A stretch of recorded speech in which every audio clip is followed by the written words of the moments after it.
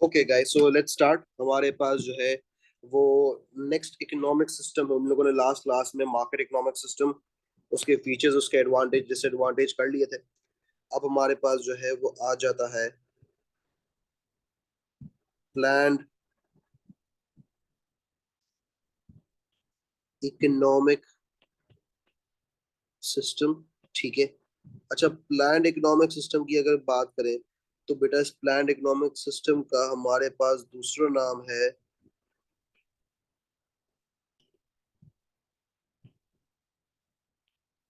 Command economic system. ये इसका दूसरा नाम है, ठीक है। और इसकी जरा डेफिनेशन लिख लेते हैं। It is an economic system in which central government dictates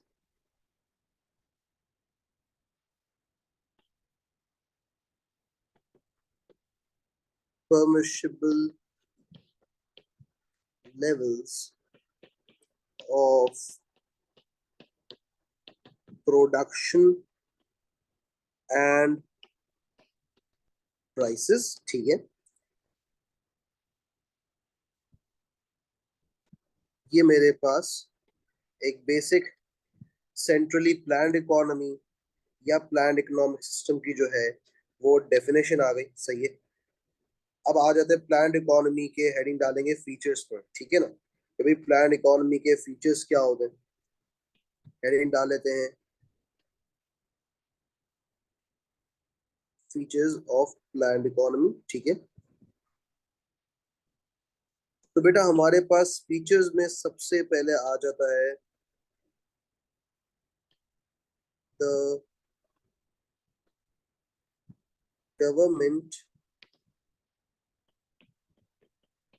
control the prices. यानी चाहे गुड और सर्विस हो या कोई भी चीज हो, ठीक है, उसकी डिस्ट्रीब्यूशन के अकॉर्डिंग प्राइसेस जो है वो कौन कंट्रोल कर रहा है? गवर्नमेंट कर रहा है, क्योंकि कोई प्राइवेट सेक्टर इकोनॉमी है नहीं। ठीक है। नेक्स्ट हमारे पास आ जाता है इसका दूसरा feature, centralised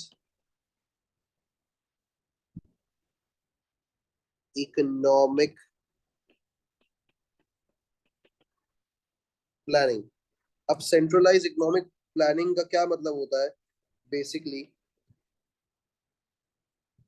how and where to use resources. ठीक है। ये मेरे पास इसके अंदर आ जाता है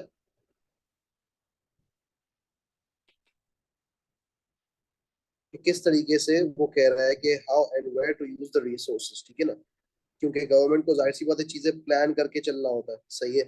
और गवर्नमेंट बोलता है भाई मैं किस तरीके से चीजों को यूज करूं। और दूसरी चीज ये, the goods and services to be produced. ये मेरे पास दो चीजें यहाँ आ जाएंगी। ठीक है। आगे बढ़ते हैं। अगली चीज हमारे पास जो इसका अगला फीचर है वो देख लेते हैं। The government controls the factors of production. अब इसका क्या मतलब है कि गवर्नमेंट कंट्रोल करता है फैक्टर्स ऑफ प्रोडक्शन का? इसका बेसिकली मतलब ये है कि यार जितने भी लैंड, लेबर, कैपिटल, एंटरप्रेन्योर है ना, वो सब गवर्नमेंट के कंट्रोल के अंदर होगा। जिस तरह गवर्नमेंट उसको चाहता है उस तरह उसे यूज करता है। ठीक है ना। इसका सिंपल मतलब ये है कि लैंड, लेबर, कैपिटल, एंटरप्रेन्योर जो है वो एक गवर्नमेंट है जो कि उनको कंट्रोल करता है और उनको अपने हिसाब से जाहिर सी बातें चला रहा है। ठीक है, देन मेरे पास यहाँ पर अगली चीज आ जाती है, वो है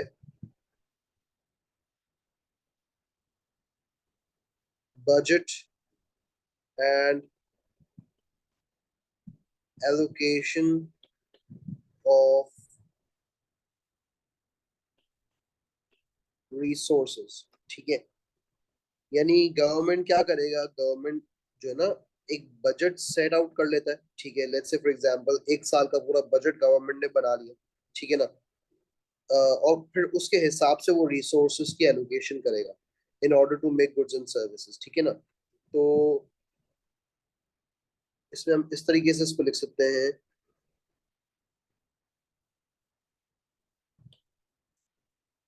decide a budget of let's say 5 years and allocate resource accordingly। ठीक हो गया, ये मेरे पास जो है फीचर्स ऑफ प्लान्ड इकोनॉमी हमारे पास आ गए। ठीक है, अगर किसी को भी इन फीचर्स में थोड़ा सा भी प्रॉब्लम है प्लीज मुझे बता दें, ताकि मैं आप लोग की प्रॉब्लम को सॉल्व कर सकूं। आगे बढ़ते हैं, जरा इसको और डिटेल में देख लेते हैं। हमारे पास अब हम लोग हेडिंग डाल लेंगे फीचर्स के बाद यहाँ पर एडवांटेजेस। यहाँ पर मैं डाल लेता हूँ एडवांटेजेस, सिंपल एडवांटेजेस की हेडिंग डाल लेते हैं।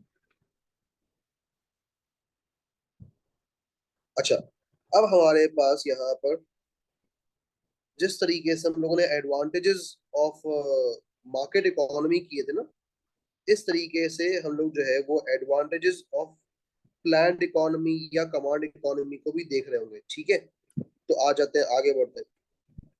सबसे पहले यहाँ पर हमारे पास जो इसका एडवांटेज आता है वो है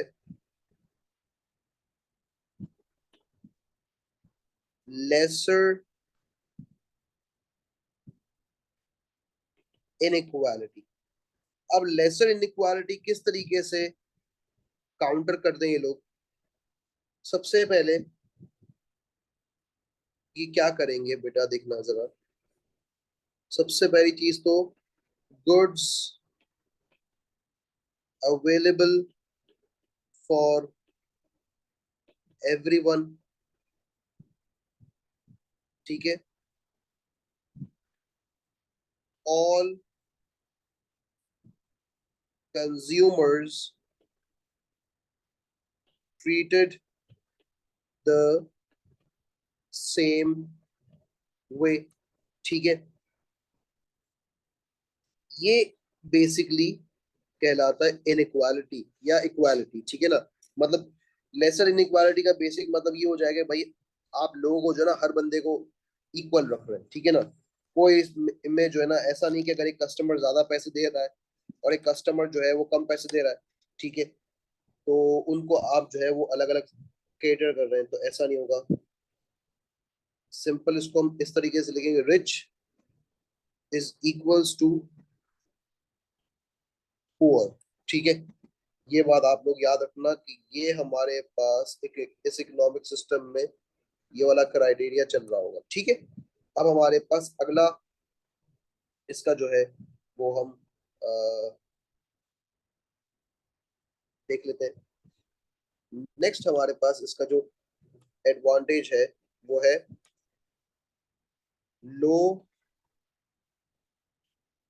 अनएम्प्लॉयमेंट। अब लो अनएम्प्लॉयमेंट बेसिकली किस तरीके से देख लेते हैं। गवर्नमेंट जब भी ऑपरेट करता है ना किसी भी इकोनॉमिक सिस्टम में, तो गवर्नमेंट का हमारे पास यहाँ पर main objective is to provide employment. और उसके लिए वो करता क्या है, वो करता है hire labours over capital, simple. ठीक है, अगर जाहिर सी बात है मुझे अपने इकोनॉमी में अनएम्प्लॉयमेंट को कंट्रोल करना है तो मैं इसी तरीके से कर सकता हूँ, सीधी सी बात। Basic point noted. नेक्स्ट आपके पास आ जाता है इसका अगला एडवांटेज आप कहेंगे, वो है नो मोनोपोली पावर। ठीक है, इस इकोनॉमिक सिस्टम की अगर बात करें ना बेटा, तो यहाँ पर जो है ये वाला पॉइंट तो बहुत सीधा साधा सही है। No existence of monopoly as there are no private firms। ठीक है, और अगर कोई government as a monopoly act कर भी लेता है ना इस केस में, तो यहाँ पर बेटा इसके बाद भी वो फायदा नहीं उठाएगा लोगों का। इस बात को भी हमें समझना है कि यार कई दफा क्या होता है कि मोनोपोली फायदा उठाता है ना मार्केट इकोनॉमिक सिस्टम में, तो यहाँ पर ऐसा नहीं होगा। ठीक है, अगर कोई मोनोपोली बनने की कोशिश कर भी रहा होगा ना, तो उससे होगा ये कि उसको जो है ना stop firms from becoming a monopoly. कैसे? By imposing taxes or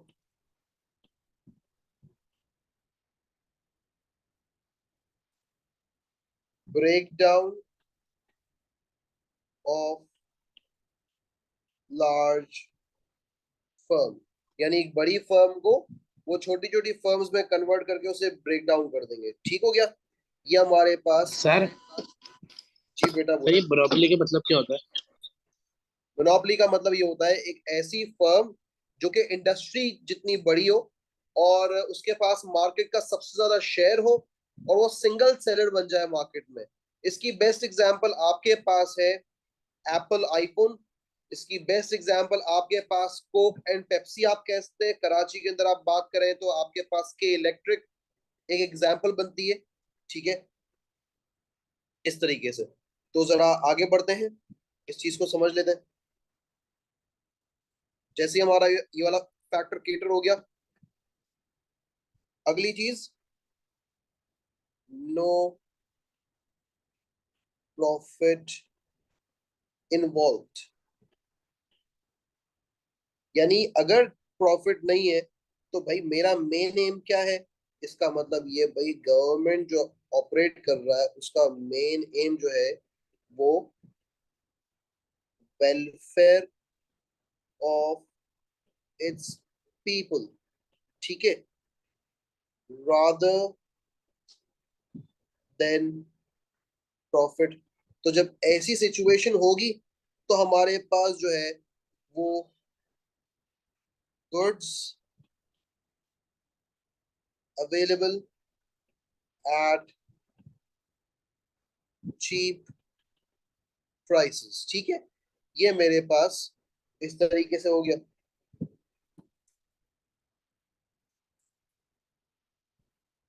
I hope बेटा यहाँ पर किसी को कोई प्रॉब्लम नहीं होगी। ये हमारे पास एडवांटेजेस हमने कर लिए प्लान इकोनॉमिक सिस्टम के। अब आ जाते हैं डिसएडवांटेजेस की हेडिंग डाल लेते हैं बेटा।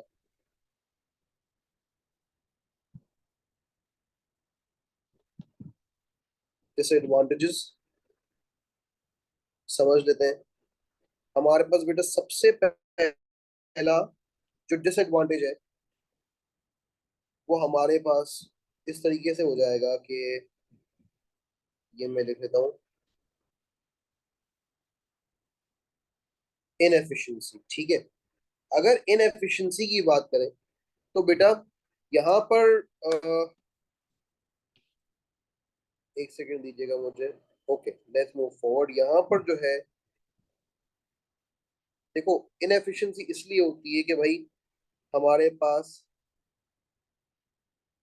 हो रही होती है miss allocation of resources. Miss allocation of resource का क्या मतलब है? मतलब ये labour is hired even if not required. तो वो कोई काम भी नहीं कर रहा, उसके स्किल्स भी जाया हो रहे हैं, ठीक है ना। और उसे हायर भी इसलिए किया जा रहा है क्योंकि गवर्नमेंट चाहता है कि इकोनॉमी में कोई अनएम्प्लॉयमेंट ना हो, ठीक है। तो वो इसलिए उसको हायर कर रहा है। दूसरी चीज हमारे पास होती है यहाँ पर no use of capital intensive technique of production. तो यहाँ पर ऐसा भी है कि भाई जब कैपिटल इंटेंसिव टेक्निक नहीं है तो कोई प्रोडक्टिविटी इंक्रीज होने का कोई चांस ही नहीं है, ठीक है। तो ये इस तरीके से हो सकता है हमारे पास। आगे बढ़ते हैं और प्लान्ड इकोनॉमी के जो है वो और डिसएडवांटेजेस को देखते हैं। तो हमारे पास ये वाला तो डिसएडवांटेज कवर हो गया, ठीक है। नेक्स्ट मेरे पास इसका डिसएडवांटेज आ जाएगा number 2,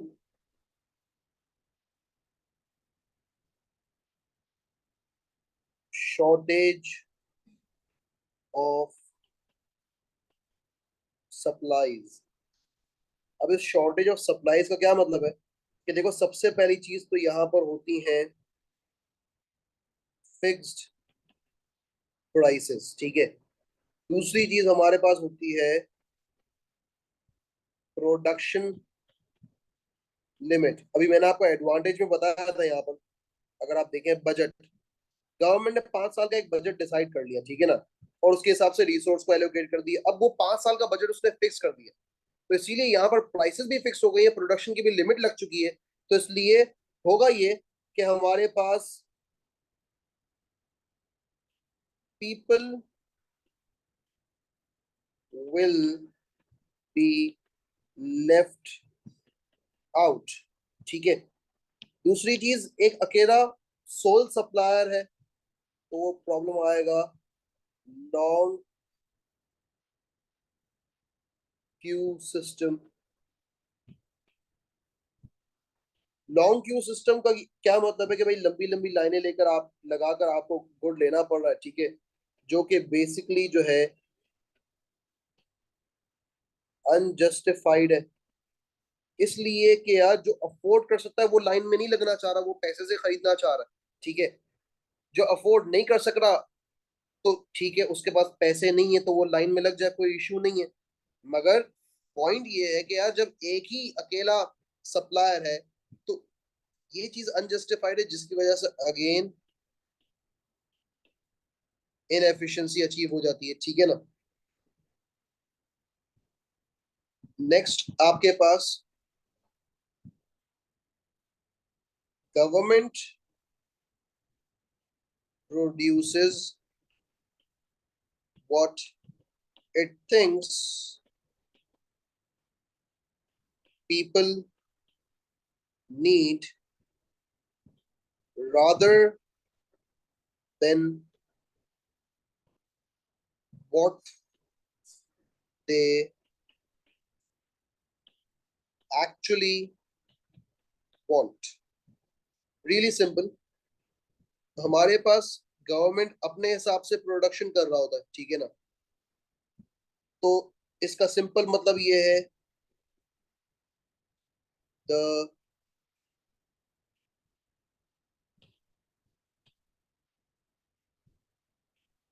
sovereignty of consumer ignored। Some goods are produced but wasted as not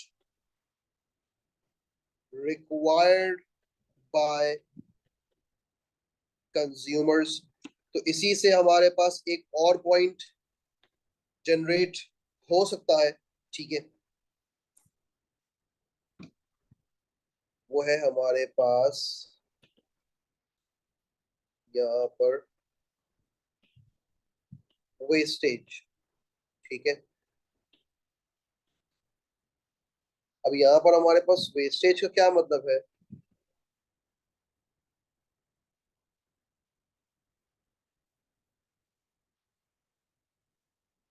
excessive production,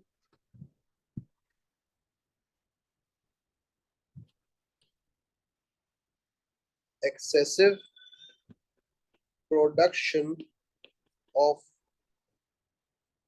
some goods, less production of some other goods।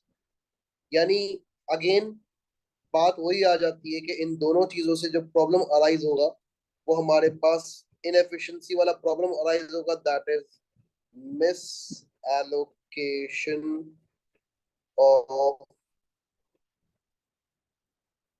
Resources. कुछ गुड्स बहुत ज्यादा प्रोड्यूस कर दिए जाएंगे, कुछ गुड्स जो है वो प्रोड्यूस किए ही नहीं जाएंगे या बहुत कम प्रोड्यूस किए जाएंगे, ठीक है ना। अभी मुझे अगर एक पर्टिकुलर चीज चाहिए मगर वो मिल नहीं रही, मगर जो चीज नहीं चाहिए वो मिल रही है, तो यार गवर्नमेंट अपने हिसाब से प्रोड्यूस करता है, ना कि कंज्यूमर्स के हिसाब से। सो ये हमारे पास अ, हमारा प्लान्ड इकोनॉमिक सिस्टम जो है वो डन एंड डस्टेड हो गया, ठीक है।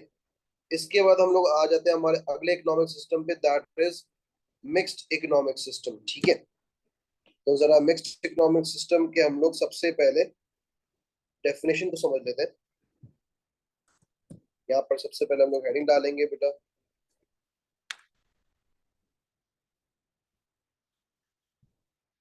मिक्स्ड इकोनॉमिक सिस्टम, ठीक है। अब अगर मिक्स्ड इकोनॉमिक सिस्टम की हम लोग बात करें यहाँ पर, तो सबसे पहले मिक्स्ड इकोनॉमिक सिस्टम की डेफिनेशन ये बोलती है, a system that combines aspects of both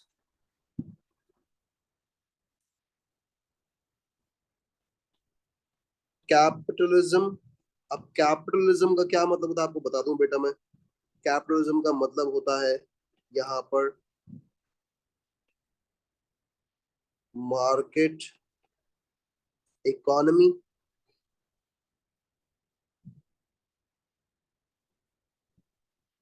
and socialism, जिसका हमारे पास मतलब ये होता है यहाँ पर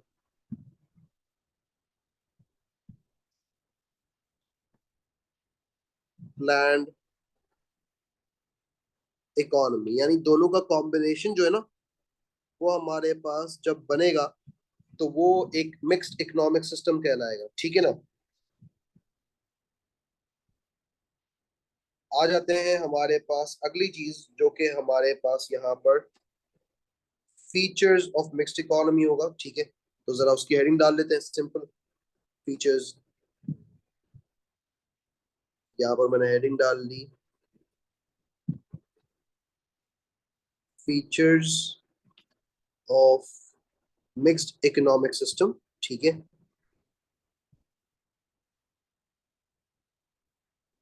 सबसे पहला इसका फीचर है आपके पास बेटा को existence of both sectors, that is public and private, then combined features of capitalism and socialism, ठीक है। देन उसके बाद आ जाएगा इकोनॉमिक प्लानिंग, क्योंकि भाई प्राइवेट सेक्टर और पब्लिक सेक्टर मिलके काम करेंगे तो प्लानिंग का होना बहुत जरूरी है, ठीक है। नेक्स्ट, अगर प्राइवेट सेक्टर कोई ऐसी वैसी हरकत करेगा तो गवर्नमेंट उसे रेगुलेट करेगा, that is regulating private sector. उसके बाद प्राइस मैकेनिज्म। उसके बाद हमारे पास और फीचर आ जाएगा, दैट इज promotes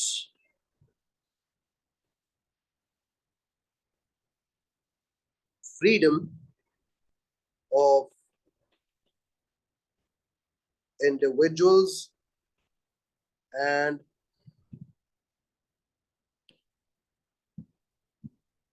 enterprises, ठीक है। ये हमारे पास जितने भी फीचर्स थे मिक्स्ड इकोनॉमी के, या जो हो सकते हैं, जो जो भी हमारे पास फीचर्स जितने भी थे, ये सब आपको मैंने करा दिए, ठीक है बेटा। अब आ जाते हैं इसके मिक्स्ड इकोनॉमी के एडवांटेजेस एंड डिसएडवांटेजेस पर, ठीक है। समझ लेते हैं इसको।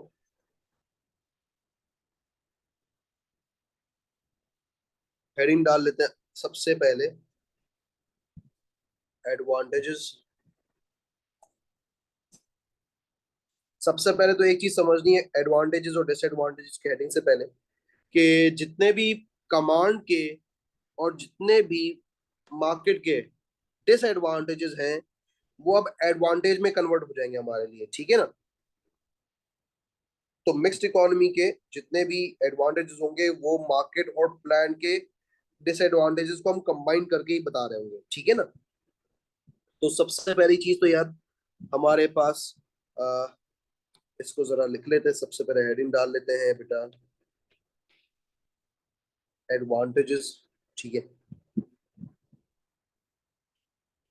एडवांटेज की हम लोग हेडिंग डाल लेते हैं, ठीक है।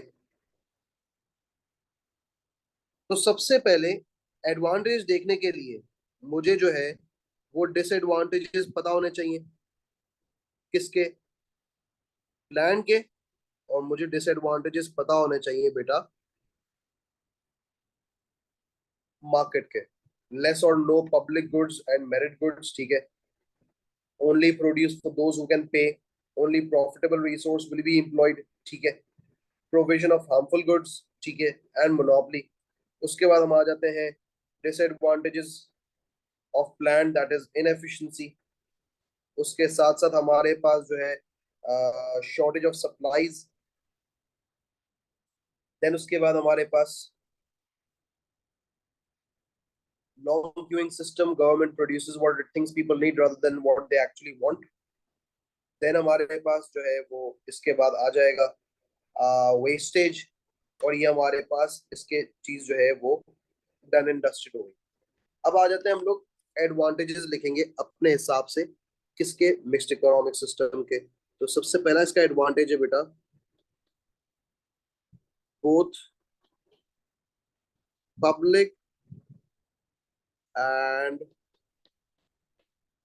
Private sector can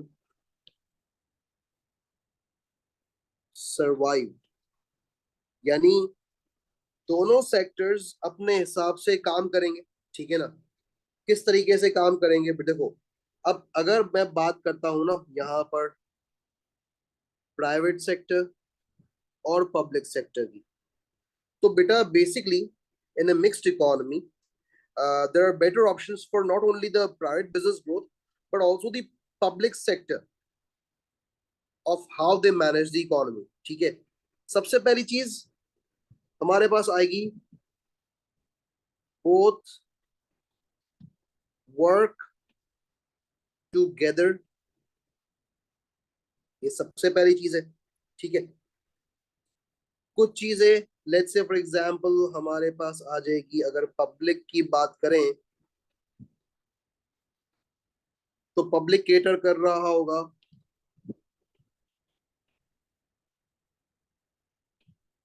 telecommunication, defence, etcetera. और अगर मैं बात करता हूं प्राइवेट की, ठीक है, तो वो लोग क्या करेंगे, they will run their own businesses, जिससे गवर्नमेंट की कोई इंटरफेरेंस तो नहीं होगी, लेकिन फिर गवर्नमेंट को टैक्स जरूर मिल सकता है, ठीक है ना, जिससे आपकी इकोनॉमी बेटर हो जाएगी। और आपके पास जो है वो मिक्स्ड इकोनॉमी हर इकोनॉमी में आपको मिलती है, यानी आज के दौर में मिक्स्ड इकोनॉमी जो है ना वही हर जगह चल रही है। 90%, जैसे कि नॉर्थ कोरिया में प्लान चल रहा है, ठीक है ना, क्यूबा में प्लान चल रहा है, हमारे पास इसी तरीके से प्योर कोई भी नहीं है, ये बात मैं आपको बता दूं, कोई भी प्योर गवर्नमेंट इकोनॉमी है, कोई भी प्योर प्राइवेट सेक्टर इकोनॉमी नहीं है, लेकिन कुछ ना कुछ हिस्सा, कुछ ना कुछ हद तक ज्यादातर जो है वो प्लान्ड इकोनॉमी आपको मिलेगी नॉर्थ कोरिया और क्यूबा में। और आपको जो है वो मार्केट इकोनॉमी ज्यादातर मिलेगी यूएसए के अंदर, आपको मिलेगी सिंगापुर के अंदर, ठीक है। तो ये चीज, आगे बढ़ते हैं बेटा, हमारे पास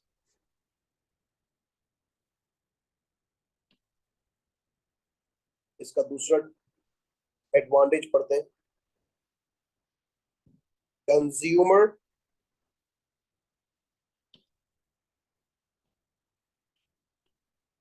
supremacy is maintained। अब कंज्यूमर सुप्रीमेसी मेंटेन का बेसिकली मतलब क्या है, कि consumer has the power to freely buy goods and services. तो मैं यहाँ पर सबसे पहले इसको लिख देता हूँ कंज्यूमर सुप्रीमेसी के अंदर, वो आपके पास freely buy goods and services, एक चीज। दूसरी चीज, चॉइसेस उसे मिल रही होंगी, ठीक है ना, क्योंकि कस्टमर की नीड्स एंड वांट्स को पूरा करने के लिए एक प्राइवेट सेक्टर काम कर रहा होगा और गवर्नमेंट इसमें कोई इंटरवेंशन नहीं करेगा। नेक्स्ट आपके पास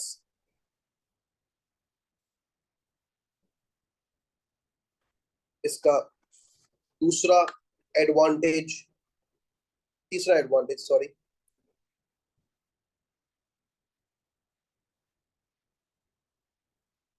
वो है हमारे पास गवर्नमेंट कंट्रोल ऑन ओनरशिप। देखो कभी भी ऐसा होगा ना कि यार प्राइवेट सेक्टर जो है वो अपनी प्राइसेस को बढ़ा रहा है, ठीक है, और ज्यादा से ज्यादा प्रॉफिट कमाने के चक्कर में, तो गवर्नमेंट जो है ना वो उसको थोड़ी सी लगाम देगा, वो उसे कहेगा कि भाई आप जो है जिस तरीके से काम कर रहे हैं उस तरीके से काम ना करें, ठीक है, क्योंकि मैं आपकी दुकान को तोड़ सकता हूँ, मैं आपकी दुकान को छोटे छोटे हिस्सों में डिवाइड कर सकता हूँ। इसलिए इट इज बेटर कि आप कमाएं, कमाने का मना नहीं है, लेकिन इसका ये मतलब नहीं कि आप कस्टमर से सब कुछ ले लें, ठीक है ना। तो यहाँ पर हमारे पास इसको किस तरीके से समझेंगे बेटा,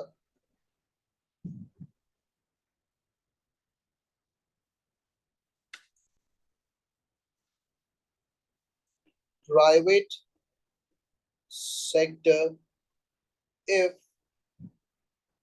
charges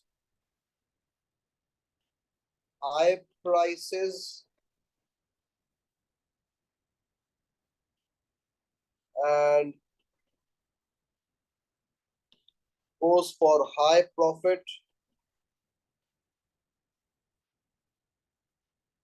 then the commands of government will be to stay within limits, यानी वो आपको बता देगा कि भाई अब आप जो है वो थोड़ा सा आगे निकल रहे हैं, ठीक है, इतना ज्यादा कमाने के चक्कर में ना रहे, लोगों के फायदे के बारे में भी सोचें, ठीक है। नेक्स्ट आपके पास आ जाता है यहाँ पर इकोनॉमिक imbalance is reduced, यानी इसका बेसिकली इम्बैलेंस का मतलब ये है कि यहाँ पर फिनिश ऑफ इनइक्वालिटी,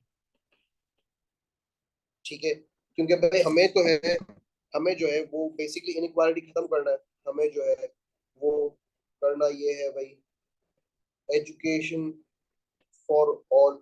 अगर प्राइवेट सेक्टर किसी को एजुकेशन महंगी दे रहा है, जिसे ले नहीं ले, जिसे जो नहीं ले सकता उसको गवर्नमेंट दे देगा, देन हमारे पास health care for all and etcetera, ठीक है। तो ये सब चीजों से जो है वो इनइक्वालिटी हमारी खत्म हो जाएगी।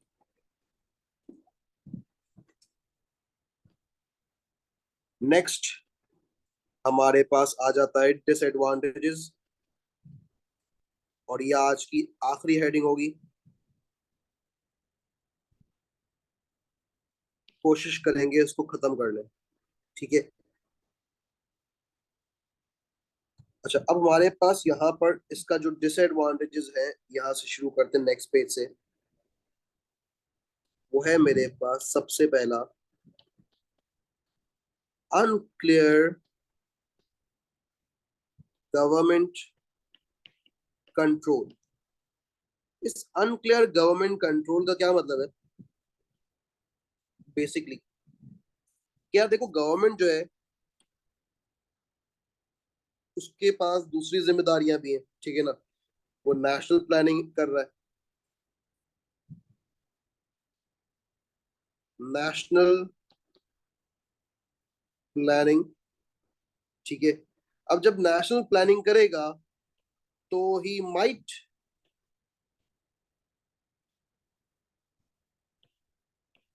Forget to control private sector. कौन से वाले प्राइवेट सेक्टर? वो लोग जो ज्यादा प्राइसेस चार्ज कर रहे हैं, ठीक है ना। अब उसमें गवर्नमेंट कई दफा भूल जाता है कि उसे क्या करना है क्या नहीं करना, ठीक है ना। Basically the aim of the private sector is to get the maximum profit, okay, and it will do that. But sometimes what happens is that the government is unable to control their actions. That's the first case. Moreover, इसके अंदर और क्या होता है कि कई दफा इस नेशनल प्लानिंग के अंदर आपके पास इंस्ट्रक्शंस ये होते हैं कि not to charge high prices, जो कि प्राइवेट सेक्टर की एक्सेप्टेंस में नहीं होते, क्योंकि यार वो उनके फेवर में नहीं है ना, उन्हें तो नुकसान हो रहा है। तो जिसकी वजह से हो सकता है कि यार ऐसे इकोनॉमिक सेक्टर में आपको जो है वो ऑपरेट करना पड़े, ऑपरेट विदाउट प्रॉफिट। तो इससे तो नुकसान है, इससे तो होगा ये भाई आपका जो है वो क्लोजर ऑफ फर्म रिजल्ट करेगा, ठीक है ना। इससे जो है वो अनएम्प्लॉयमेंट भी क्रिएट हो सकती है।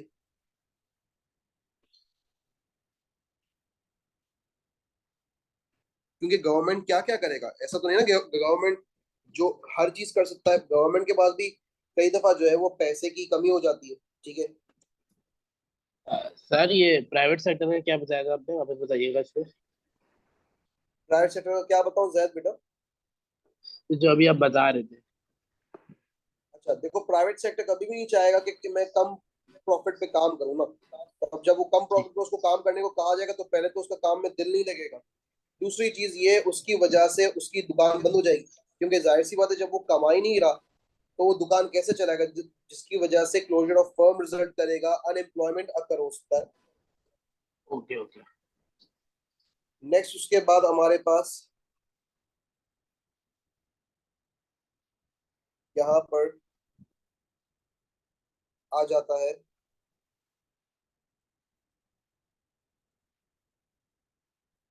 Miss management.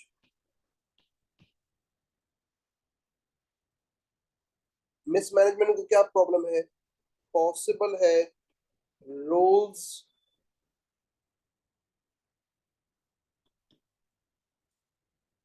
नॉट डिसाइडेड, यानी किसको क्या करना है कुछ पता ही नहीं, कोई इंस्ट्रक्शन नहीं है। ठीक है। दूसरी चीज ये हो सकता है लैक ऑफ कोऑर्डिनेशन हो। ठीक है। इसी के साथ साथ आपके पास जो है वो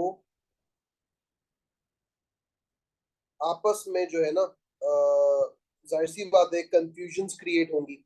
और जब आपस में अगर हम बात करते हैं गवर्नमेंट की, तो हमारे पास गवर्नमेंट का जो एम होता है वो होता है वेलफेयर। ठीक है। अगर बात करते हैं प्राइवेट की,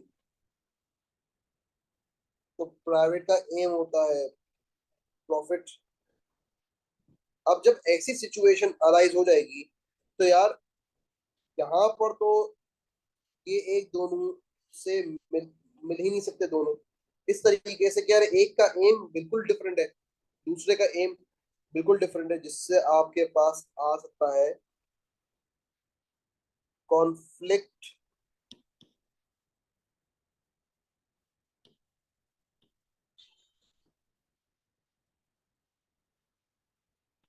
ऑफ एम्स। ठीक है। क्योंकि यार प्रॉब्लम है ना, देखो ना, अगर मुझे प्रॉफिट कमाना है, गवर्नमेंट बोल रहा है भाई कोई प्रॉफिट कमाने की जरूरत नहीं है, तो यार ये तो कोई बात ही नहीं रही भाई। अगर इसी तरह करना है तो छोड़ दें भाई, आप खुद ही काम कर लें। ये वाली बात कहने का मकसद ये है। ठीक है ना। नेक्स्ट मेरे पास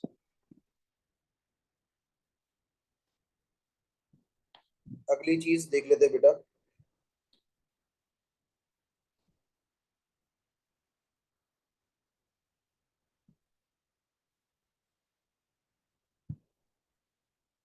मिसट्रस्ट ऑन प्राइवेट सेक्टर्स। देखो प्राइवेट सेक्टर के साथ एक प्रॉब्लम है, उसका मेन एम प्रॉफिट होता है। ठीक है। और हमारे पास जो भी गवर्नमेंट होगी ना, government never trust private sector. ठीक है। जिसकी वजह से हो सकता है अगेन दोनों में किसी भी किस्म का कॉन्फ्लिक्ट्स अराइज हो जाए। ठीक है। तो बेटा ये हमारे पास हमारा mixed economy, I hope clear है आप लोगों को। ठीक है। तो मिक्स्ड इकोनॉमी के बारे में अगर बात करें, तो मिक्स्ड इकोनॉमी हमारा unclear government control, mismanagement, mistrust on private sectors. ठीक है। और इसके advantages economic imbalances, reduce government control on ownership, consumer supremacy maintained, both the public and the private sector can survive. So this is how it is. Okay. जी sir, clear है।